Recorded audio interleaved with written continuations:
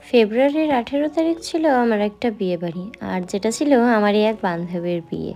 এই যে রেডি হয়ে এখন পৌঁছে গেছি বিয়ে বাড়িতে। তো আসা মাত্রই ওর সাথে দেখা করে ওর নতুন জীবনের শুভেচ্ছা জানিয়ে আমাদের তরফ থেকে যে গিফটটা আনা হয়েছিল সেটাও ওকে দিয়ে দিলাম। তবে তখন আর ভিডিও করা হয়নি, কারণ অনেকটা ভিড় লেগে গেছিলো গিফট দেওয়ার জন্য। যাই হোক, তারপর একটু ফাঁকা হওয়ার পর ওর সাথে কয়েকটা ফটো ভিডিও তুলে এদিকে এখন চলে এসেছি স্টার্টার কাউন্টারের দিকে। আর এখানে কিন্তু সুন্দর প্রোগ্রামও হচ্ছিল, তাই টুকটাক স্টার্টার খেতে খেতে প্রোগ্রামও দেখছিলাম।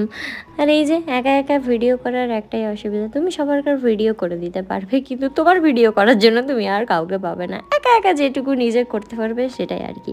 যাই হোক, টুকটাক স্টার্টার খাওয়ার পর এখানে কিছুক্ষণ প্রোগ্রাম দেখে চলে গেলাম খাওয়া দাওয়া করতে।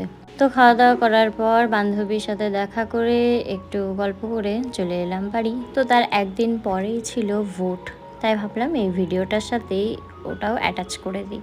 আমি যাচ্ছি এখন ভোট দিতে, আর বাদর যাচ্ছে টিউশন। তো ওর সাথেই গেছিলাম।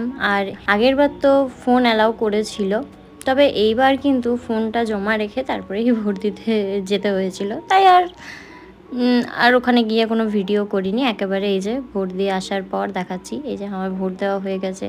আর আজকে ভোট উপলক্ষে বানালাম হচ্ছে বাড়িতে চিকেন মোমো। না, জোকসে পার্ট, অনেক দিন থেকেই বানাবো ভাবছিলাম, তবে সময় হচ্ছিল না, তাই ভাবলাম আজকে যখন একটু সময় রয়েছে আজকেই বানানো যাক। তো এই যে এখন চিকেন মোমো বানাতে বসে পড়েছি। তো যাই হোক, আর একটা কথা বলি, অনেক কিছুই তো ভিডিওতে বলি আমি, তবে ভোটটা কাকে দিয়েছি সেটা তো বলা যাবে না।